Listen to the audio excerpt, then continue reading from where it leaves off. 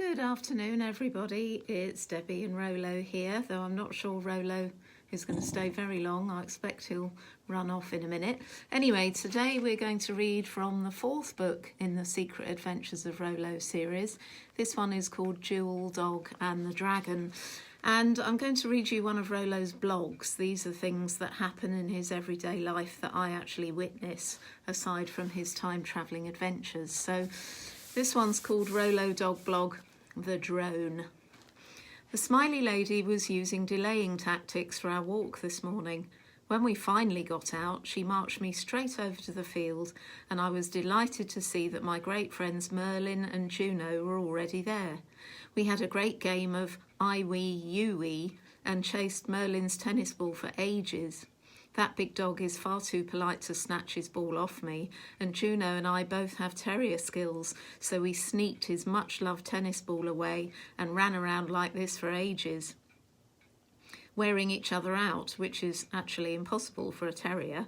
The humans usually get bored before we run out of energy. A man appeared with a large camera on a tripod, microphone, and an interesting-looking bag. He introduced himself to the smiley lady and the other dog owners as a reporter for a national television company. I listened in to this breaking news. The residents of College Fields want to adopt the open space as town green, which means it can't be built on but freely used by anyone for recreational purposes. There is an objection to this by a party who declined to be interviewed. They were saying it was something to do with an access road and a plan to build new houses on an agricultural field beyond. Everyone was invited to have their say on camera. There was no holding back, and the smiley lady and I both said our piece.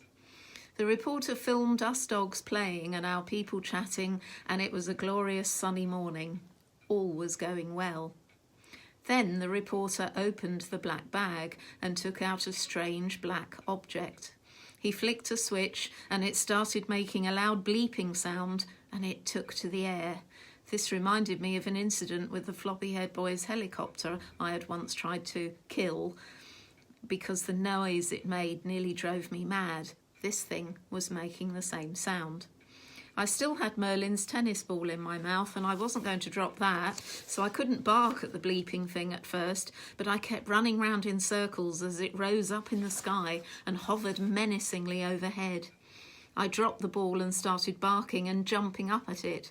It soared higher and I could hear the reporter saying, "I'm getting great aerial footage. Keep up the chatter, everyone. There's a good dog. Well done, Rolo."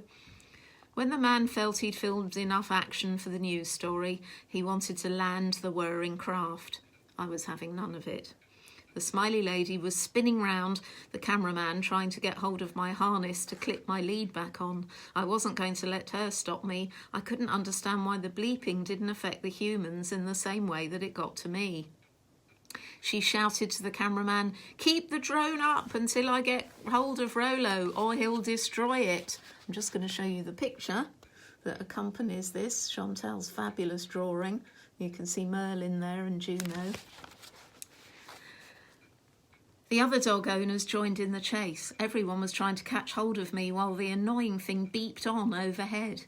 Merlin and Juno sat on the grass watching me with what I can only assume was admiration. Couldn't they hear it? Eventually I was rugby tackled to the ground and put on my lead and led swiftly away from the scene. As the reporter packed away the now sleeping bleeping thing, I heard him mutter, "Note to self, never work with Jack Russells." At last the thing was safely back in its bag.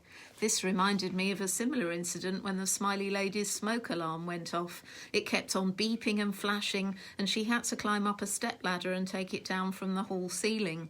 She put the offending object on top of the dresser, saying something about a replacement battery, and was very angry with me indeed when I managed to get it down and kill it. It didn't beep anymore. #Rolo saves the day. So I'll be back again tomorrow with another instalment, perhaps from a different book. And yes, Rolo's actually managed to join in this time. Enjoy the rest of the afternoon. Bye for now.